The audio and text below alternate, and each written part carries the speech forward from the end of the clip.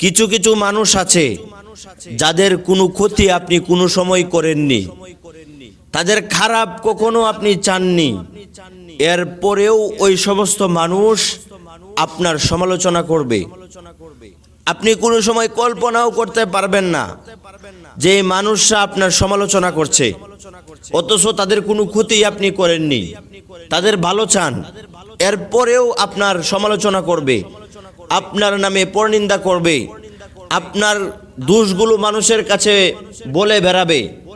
আপনি ভালো কাজ করবেন, এই ভালো কাজটাও সে দোষ বানিয়ে মানুষের কাছে প্রচার প্রসার করবে, অথচ তাদের কোনো ক্ষতি আপনি করেননি।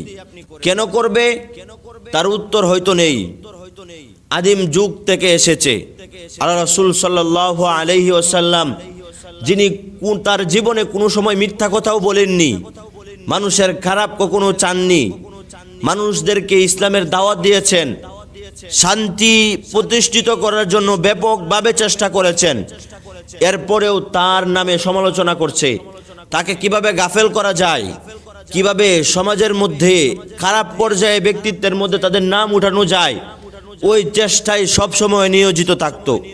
কিন্তু তাদের কোনো ক্ষতি হযরত মুহাম্মদ সাল্লাল্লাহু আলাইহি সাল্লাম করেননি। আপনি যত ভালো কাজটাই করেন না কেন, কিছু মানুষ আপনার নামে সমালোচনা করবেই। কিন্তু আপনার চিন্তা করতে হবে যে আমি আল্লাহ তাআলার ইবাদত করব। কে কি বলছে আর কে কি ভাবলো এটা দেখার বিষয় নয়। আমি অতীতে অনেক গুনাহ করেছি, এখন তো আমি ভালো হয়েছি, এখন আমি ইবাদত করব।